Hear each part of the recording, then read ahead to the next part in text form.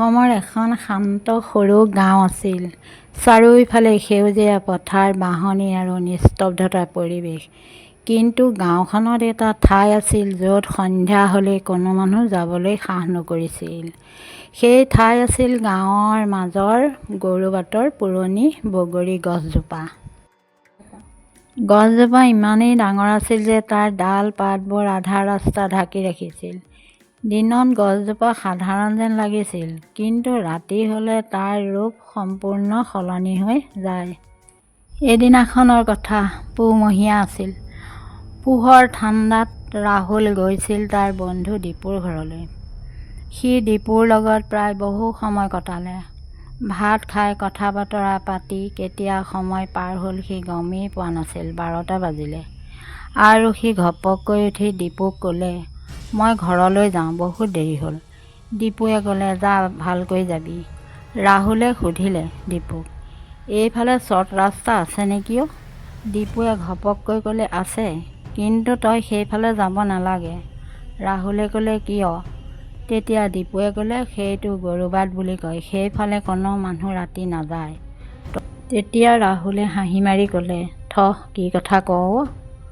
এতিয়ানো সেইবোৰ বিশ্বাস কৰে নেকি? মই এইফালেই যাম বুলি কৈছোঁ, এইফালেই যাম দে। বাইকখন ষ্টাৰ্ট দিলে আৰু সি বাইকত উঠি সেই নিজান পথটোৱেদি ঘৰলৈ গৈ আছে।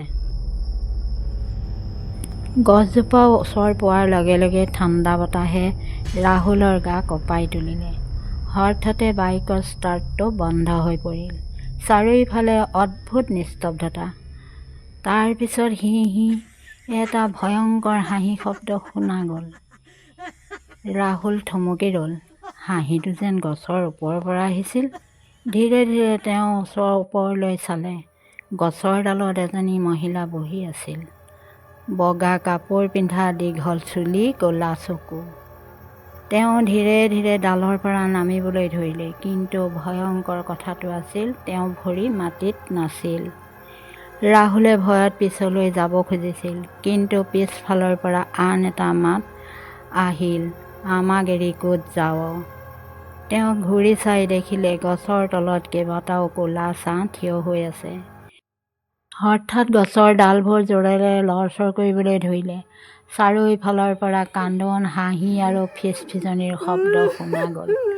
ৰাহুলে দৌৰিবলৈ চেষ্টা কৰিলে। সি দৌৰিবলৈ চেষ্টা কৰিও দৌৰিব পৰা নাছিল। কোনোবাই যেন তাক টানি ধৰি ৰাখিছে। ঠিক সেই সময়তে সি অচেতন হৈ পৰি থাকিলে।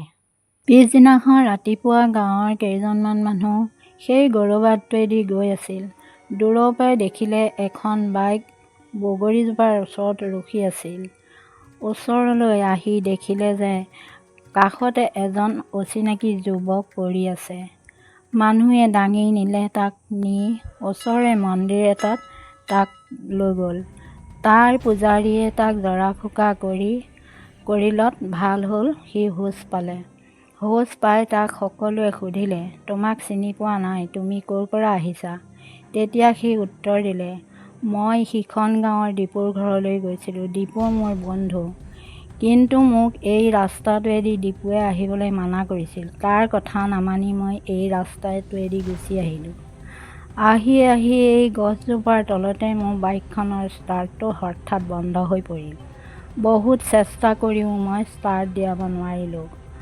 আৰু পিছত দেখিলোঁ গছৰ ওপৰত এগৰাকী বগা কাপোৰ পিন্ধা, দীঘল চুলি, চকু ক'লা, তিৰোতা মানুহ বহি আছিল। লাহে লাহে গছজোপাৰ পৰা নামি আহি মোক যেন সকলোৱে বেৰি ধৰিছে। মই আৰু পিছত একো গম পোৱা নাছিলোঁ মোৰ কি হৈ গৈছিল। পূজাৰীজনে ক'লে, তুমি ভাল বাছি আহিলা। কালি অমাৱস্যা ৰাতি আছিল। অমাৱস্যা ৰাতি সেইফালে মানুহ আহিলে কোনোবা এজন হ'লেও মৃত্যুৰ মুখত পৰে। তুমি তাতে হনুমানৰ লকেটটো পিন্ধি আছিলা। হনুমানজীয়ে তোমাক ৰক্ষা কৰিলে।